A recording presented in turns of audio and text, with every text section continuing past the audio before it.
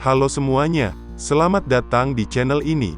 Hari ini adalah episode pertama dan saya akan mengulas alur dan penjelasan ending sebuah film yang berjudul As Above So Below. Spoiler alert. As Above So Below adalah film horor dengan style found footage yang mengisahkan perjalanan sekelompok penjelajah menuju ruang katakom Paris. Film ini mengikuti struktur yang sama dengan karya sastra klasik Dante Inferno, perjalanan ke neraka dengan melewati 9 lingkaran neraka yang masing-masing memiliki tema tertentu. Di film ini tidak setiap lingkaran yang mereka kunjungi berhubungan langsung dengan Dante Inferno, tetapi memiliki banyak kesamaan mencolok. Sebelum kita membahas film ini, mari kita bahas sedikit elemen penting yang akan menjadi inti cerita. Batu bertuah. Batu ini adalah konsep hipotesis oleh para ilmuwan kuno yang menganggap batu itu dapat mengubah logam biasa menjadi emas dan memiliki kekuatan untuk memberikan kehidupan abadi. Batu itu awalnya hanyalah sebuah konsep, hingga kemudian diyakini bahwa seorang ilmuwan bernama Nicolas Flamel berhasil menemukan batu bertuah tersebut dan memberinya kekayaan dan kehidupan abadi. Sekarang mari kita bahas tokoh utama dalam film ini, Scarlett. Dia adalah seorang ilmuwan dengan gelar PhD arkeolog, simbol dan juga ahli kimia. Film dimulai dengan perjalanannya di Habala untuk menyusup ke dalam sebuah gua yang akan segera dihancurkan. Di dalam gua tersebut tersembunyi sebuah patung dengan simbol-simbol yang dikenal sebagai Roski. Roski disebut sebagai petunjuk menuju lokasi di mana batu bertuah dan makam Flamel. Alarm tanda gua akan diruntuhkan berbunyi. Scarlett yang berlari keluar berpapasan dengan penampakan ayahnya yang gantung diri karena gila dalam pencariannya mencari batu bertuah. Setelah berada di Paris, Scarlett dan Benji mencari Jor untuk menerjemahkan simbol pada patung Roski. Mereka menuju sebuah museum untuk mencari petunjuk tambahan pada batu nisan Flamel. Batu nisan tersebut tertulis bahwa makam Flamel berada di setengah perjalanan dari permukaan bumi menuju neraka. Neraka terletak 741 kaki di bawah permukaan bumi. Berarti makam Flamel diperkirakan berada di kedalaman 370,5 kaki. Satu-satunya akses untuk turun ke sana adalah dengan melewati katakom Paris. Katakom Paris adalah pemakaman bawah tanah yang berlokasi tepat di bawah kota Paris. Katakom ini dikenal sebagai kuburan terbesar di dunia dan menampung kira-kira 6 juta jenazah. Mereka bertiga menuju katakom Paris dengan pemandu wisata. Namun sayangnya jalan tembusan menuju makam Flamel diblokir. Kemudian muncul seorang pria misterius yang mendengar pembicaraan mereka dan memberitahu mereka untuk menuju sebuah klub malam untuk mencari seorang pria bernama Papillon. Ketika mereka dipanggil untuk kembali bergabung dengan grup wisata, pria tersebut tiba-tiba menghilang. Pria ini adalah penampakan yang diciptakan oleh katakom dan memiliki kaitan dan tujuan tertentu dengan Papillon. Dalam perjalanan untuk bertemu Papillon, kita melihat seorang wanita berbaju putih yang tampak berjalan terburu-buru dan menghilang. Papillon adalah seorang ahli dalam katakom dan memiliki cara untuk mengakses daerah-daerah terlarang. Pada awalnya dia ragu untuk menemani.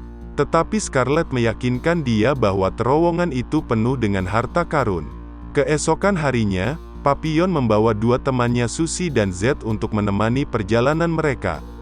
Setelah memasuki gua, mereka bertemu sekelompok orang yang mengenakan pakaian putih sedang melakukan semacam ritual.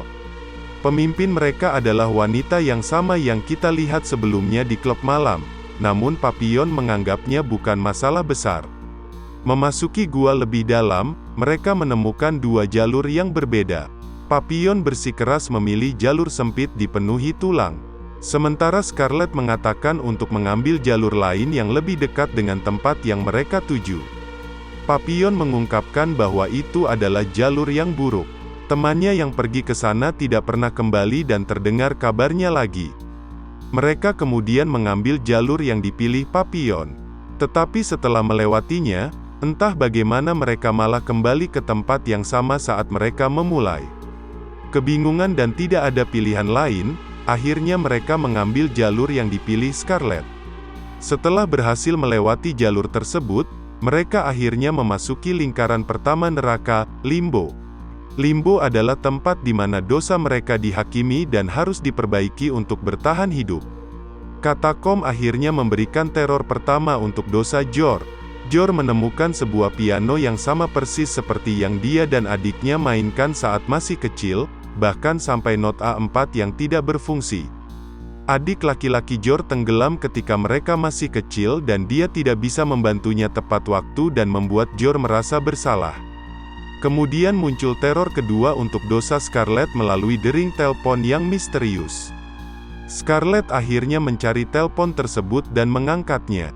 Lalu terdengar seorang pria yang mengatakan, "Mengapa kamu tidak berbicara denganku?" Ini adalah suara ayahnya yang telah mati.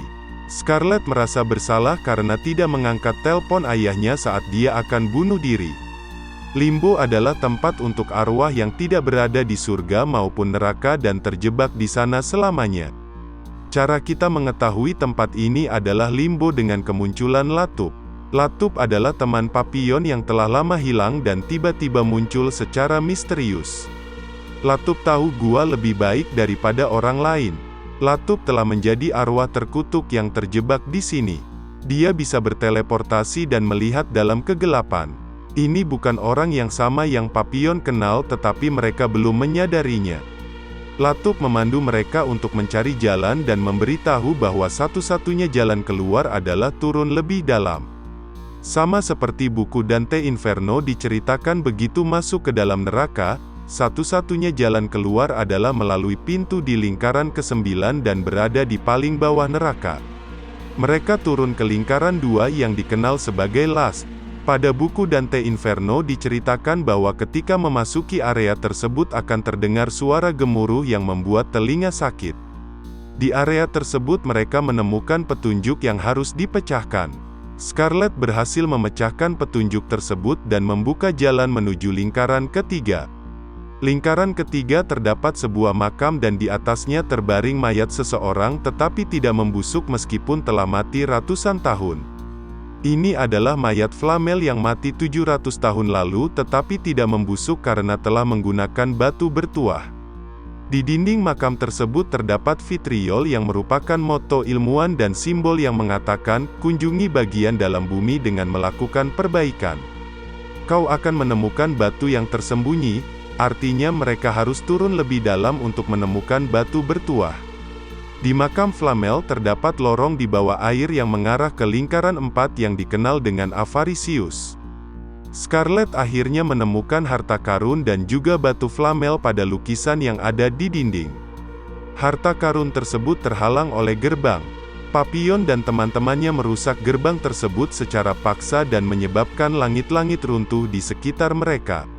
Harta karun tersebut sebenarnya hanya sebuah jebakan untuk menghukum keserakahan.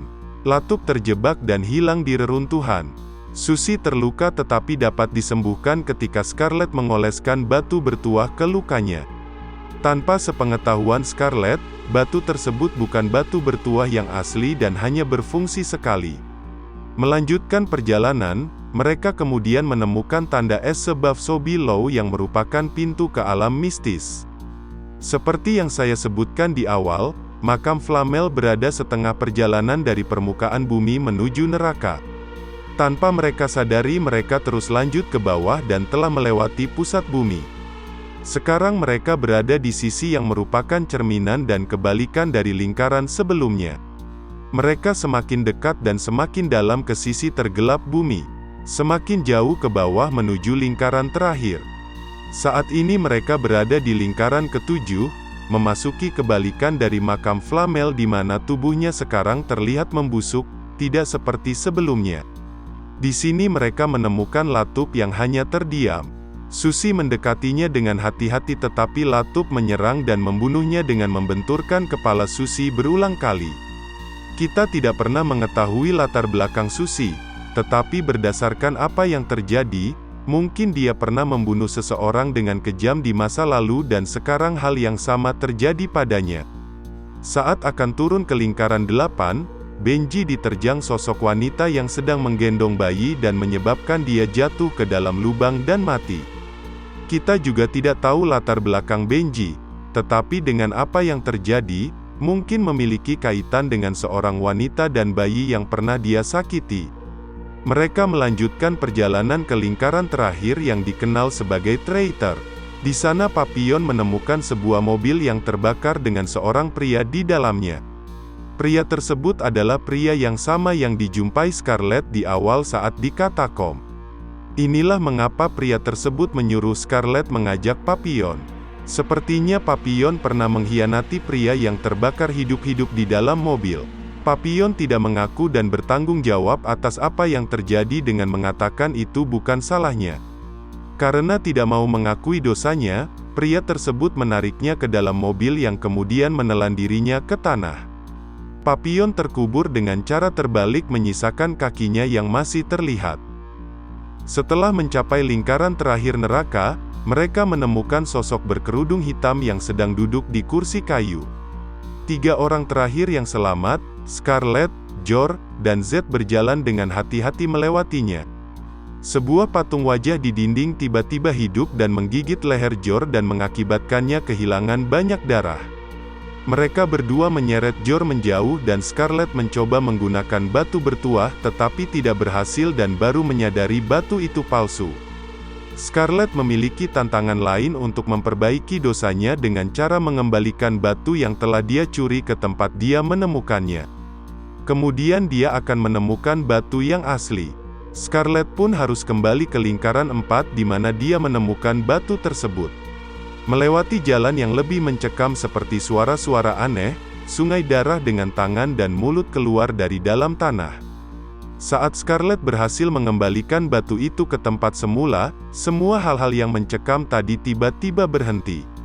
Scarlet melihat bayangannya di cermin yang berlumuran darah. Dia menyadari bahwa bentuk fisik batu tersebut tidak ada, melainkan kekuatan dan keyakinan dalam dirinya. Scarlet sekarang telah mengambil kekuatan batu bertuah. Dalam perjalanannya kembali menemui yang lain, Scarlet bertemu sosok ayahnya. Scarlet meminta maaf karena tidak mengangkat telepon darinya dan akhirnya sosok itu menghilang. Akhirnya Scarlet telah memperbaiki dan meminta maaf atas apa yang telah dia lakukan, jiwanya sekarang dibersihkan. Dia kembali menemui Zed dan Jor, menyembuhkan luka Jor dengan kekuatan batu yang sekarang ada pada dirinya. Mereka kemudian melanjutkan perjalanan tetapi sosok berkerudung hitam muncul lebih banyak dan mengejar mereka hingga mencapai jalan buntu. Mereka menemukan sebuah sumur dan harus melompat ke dalamnya. Sebelum melompat, mereka harus mengakui dosa mereka. Jor mengatakan bahwa kaki adiknya terjepit dan saat Jor pergi untuk mencari bantuan, adiknya tenggelam saat menunggunya. Sementara Zed mengaku memiliki anak yang belum pernah ditemuinya. Meskipun dia tahu itu anaknya tetapi dia menyangkalnya. Setelah mengakui dosa-dosa mereka, mereka berpegangan tangan dan melompat ke dalam sumur yang sangat dalam dan akhirnya mencapai dasar dengan tabrakan besar. Setelah menyingkirkan bebatuan, mereka menemukan lubang pembuangan yang akhirnya mereka gunakan untuk kembali ke dunia nyata. Jor dan Scarlet berpelukan, Zed pun pamit dan berpisah. Pada akhirnya, setelah mengakui dosa-dosa mereka, ketiganya dapat melewati 9 lingkaran neraka dan berhasil keluar hidup-hidup. Meskipun tidak diceritakan apa yang akan dilakukan Scarlet dengan kekuatannya sekarang. Setidaknya dia tahu kebenaran tentang batu itu dan hanya itu yang dia cari sejak awal. Inilah cerita dari film As Above So Below. Bagaimana pendapat kalian tentang film ini? Jika kalian memiliki request penjelasan alur dan ending sebuah film untuk diulas, beritahu saya di kolom komentar. Jika kalian suka dengan video ini, beri kami dukungan dengan cara subscribe dan klik lonceng notifikasinya. Terima kasih telah menonton.